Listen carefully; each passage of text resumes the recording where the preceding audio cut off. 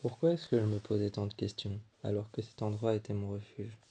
Cet endroit était le seul endroit dans lequel je pouvais me sentir bien. Pourquoi est-ce que je me posais tant de questions? Parfois, accroché à ma barre quand les personnes me regardaient, je me demande si c'était simplement la performance qu'ils applaudissaient ou autre chose. Quand je regardais ceux qui passaient avant moi et qui étaient sur la barre, je me disais pendant un moment, quand j'étais sur scène, que cette barre était la mienne. Mais cette barre n'était pas simplement la mienne. Elle était la mienne, mais elle était aussi celle des autres. Elle était aussi celle des autres personnes, celle des autres femmes, celle des autres hommes, celle des autres hommes qui faisaient du pole dance, celle des autres hommes qui se déshabillaient et se montraient sur scène, celle des autres hommes et des autres femmes qui s'exhibaient sur scène, qui exhibaient leur corps, qui exhibaient leur silhouette, leur forme. Je me disais que c'était la mienne, pourtant c'était comme un refuge. Je me sentais seul. Je me sentais seul à certains moments.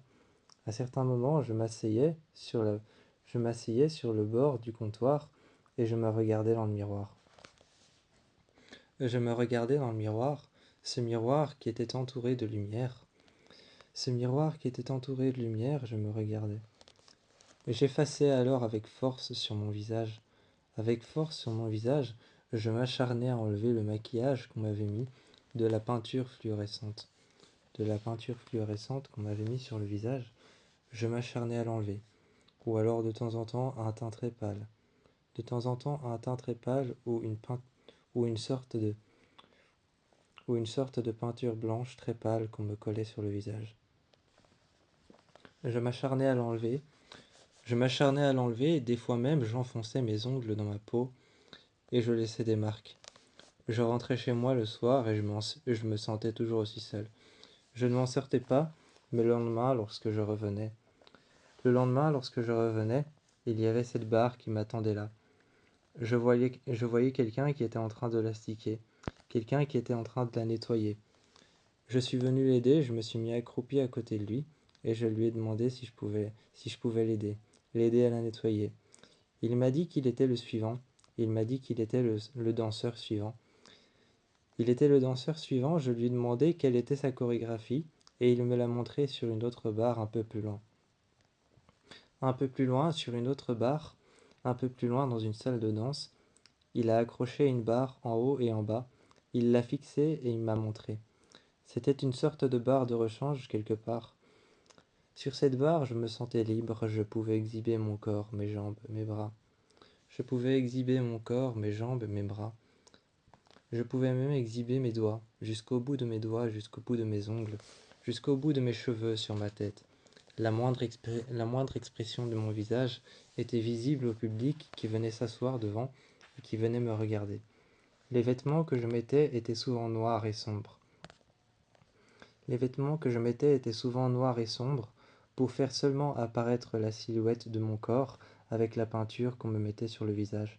Une peinture des fois très blanche, une peinture des fois très blanche quand il y avait beaucoup de lumière, grâce aux spots lumineux qui étaient juste en face de la scène, ou alors quand il n'y avait pas beaucoup de lumière, il me mettait une sorte de peinture fluorescente, une peinture fluogénique qui apparaissait sur mon corps, qui apparaissait sur mon ventre, sur mon torse, sur mes épaules, sur mes bras, jusqu'au bout de mes doigts. Et parfois il y avait un homme, une femme, une maquilleuse ou un maquilleur qui venait faire des œuvres d'art. Il venait faire, il venait faire du body art. Quand il venait faire du body art, qu'il venait faire du body painting sur nous, on devait se mettre nu.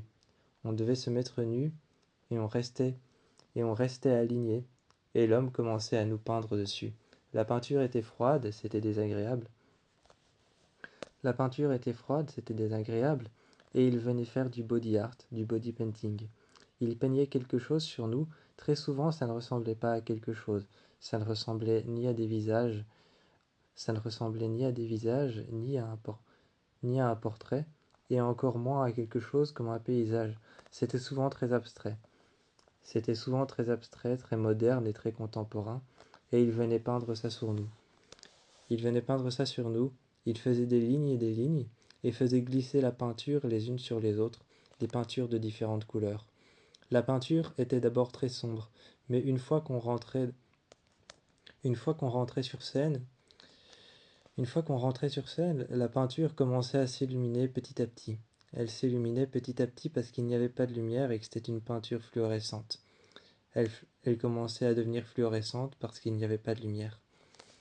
Je regardais les œuvres qu'il peignait dans les miroirs qu'il y avait juste en face, tout au fond de la scène, tout au fond de la scène, tout au fond de la salle, là où il y avait tout le monde qui me regardait.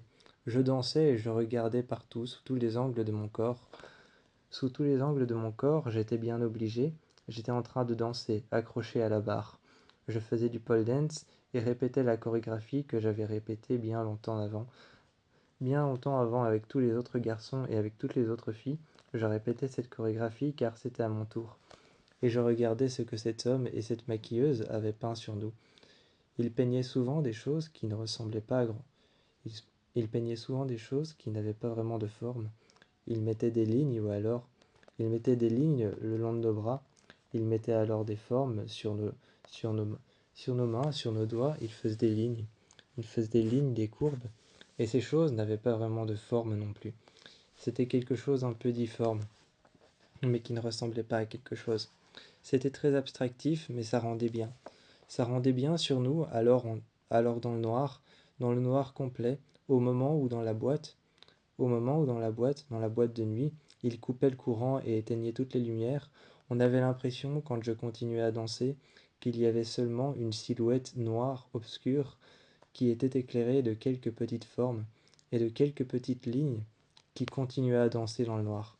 On avait l'impression alors que, à côté de la barre de pole dance, se tra- on avait l'impression que, à côté de la barre de pole dance, se traînaient et se trémoussaient quelques formes dans le noir qui étaient en train de bouger, alors que ce n'était juste que mon épaule, mon bras et ma jambe.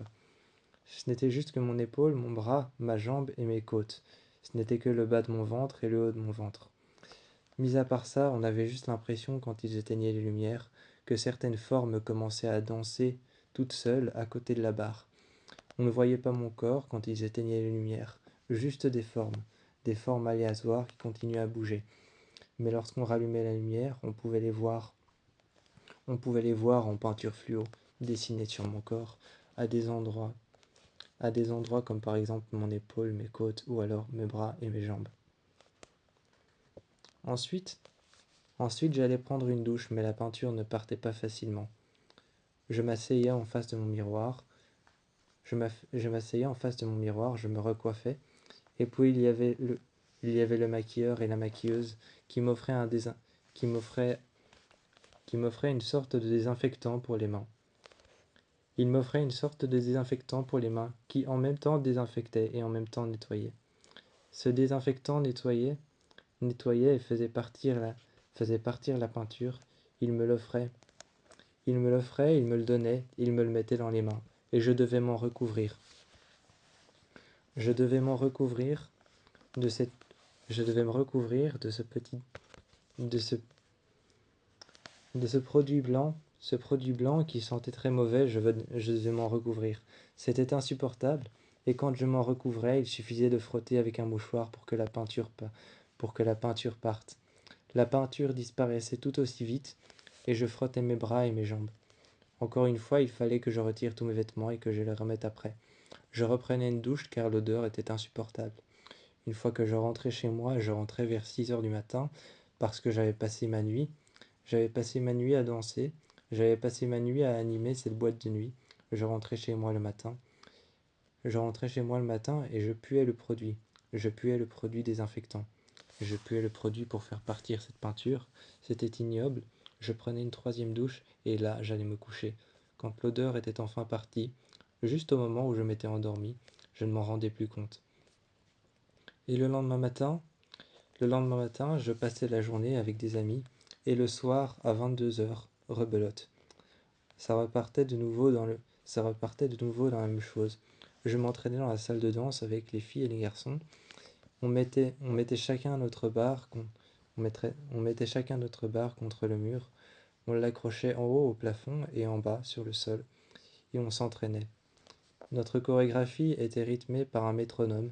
Il n'y avait pas de musique, mais elle était aussi rythmée par un coach de danse, un coach de pole dance. rythmé par un métronome qui était juste mis par terre ou sur une table. De temps en temps rythmé par quelques boîtes à musique. Pas une boîte à musique, celle qu'on imagine avec une petite manivelle qu'il faut tourner.